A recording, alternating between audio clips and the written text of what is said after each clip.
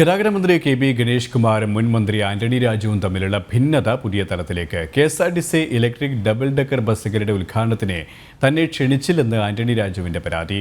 ഉദ്ഘാടനത്തിന് 1 മണിക്കൂർ മുൻപ് ബസ്സുകൾ സന്ദർശിച്ച് അദ്ദേഹം മടങ്ങി.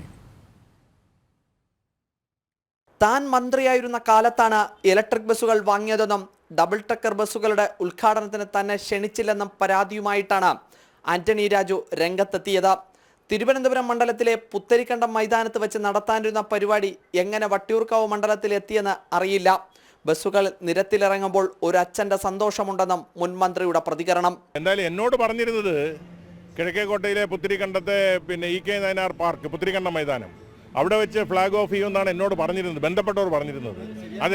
എങ്ങനെയാ മാറിയെന്ന് എനിക്കറിയില്ല. ഏതായാലും കണ്ടപ്പോൾ എൻ്റെയും കൂടെ കുഞ്ഞായതുകൊണ്ട് ഒന്ന് ഇറങ്ങി നോക്കാതിരിക്കാൻ പറ്റൂലല്ലോ, അതുകൊണ്ട് ഞാൻ വന്ന് കണ്ടെന്നേ ഉള്ളൂ. എന്തായാലും വളരെ മനോഹരമായിരിക്കും. എനിക്ക് പക്ഷേ സന്തോഷമാണ്, കാരണം ഞാൻ ഇരുന്ന കാലഘട്ടത്തിൽ വാങ്ങിച്ച ബസ്സുകളാണല്ലോ ഇത്. അത് പിന്നെ ഇറങ്ങുമ്പോൾ ഒരു നല്ല ഡെലിവറി അടക്കുമ്പോൾ ഒരു അച്ഛനുണ്ടാകുന്നൊരു സന്തോഷമുണ്ടല്ലോ, അതിപ്പോൾ എനിക്കുണ്ട്. മുൻ മന്ത്രിയുടെ പ്രതികരണത്തിൽ എന്നാൽ ഗതാഗത വകുപ്പ് മന്ത്രി കെ.ബി. ഗണേഷ് കുമാർ പ്രതികരിച്ചില്ല. അതേസമയം കെ.എസ്.ആർ.ടി.സി ഇലക്ട്രിക് ബസ്സുകളുടെ കാര്യത്തിൽ മന്ത്രി മലക്കം മറിഞ്ഞു.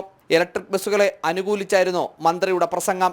ഞാൻ ഈ ബസ്സിനെ പറ്റി പറഞ്ഞപ്പോൾ നഷ്ടമാണെന്ന് പറഞ്ഞു എന്ന് പറഞ്ഞിട്ട്, നഷ്ടത്തെ പറ്റിയൊന്നും ഞാൻ പറയുന്നത്. പക്ഷെ ഇപ്പോൾ ഓടുന്ന കണ്ടീഷനിൽ ഏതാണ്ട് പകുതിയോളം വണ്ടികൾ 0ക്ക് താഴെയാണ്. അത് മാറ്റും. നമ്മൾ മുഴുവൻ റീഷെഡ്യൂൾ ചെയ്യാൻ പോകാൻ, മൊത്തം റീഷെഡ്യൂൾ ചെയ്യുമ്പോൾ എല്ലാ കൗൺസിലർമാർക്കും അതിൽ പങ്കുചേരാം. അത് ഈ സിറ്റിയുടെ എല്ലാ മുക്കിലും മൂലം എത്തത്തക്ക രീതിയിൽ നമ്മൾ ചെയ്യും. അതിന്റെ തുടക്കം എന്ന നിലയിൽ സ്മാർട്ട് സിറ്റിയുടെ 2ാം ഘട്ട ഇലക്ട്രിക് ബസ്സുകൾ തദ്ദേശ സ്വയംഭരണ വകുപ്പ് മന്ത്രി MP രാജേഷ് ഫ്ലാഗ് ഓഫ് ചെയ്തു. തിരുവനന്തപുരം മേയർ ആര്യ രാജേന്ദ്രൻ അധ്യക്ഷത വഹിച്ചു.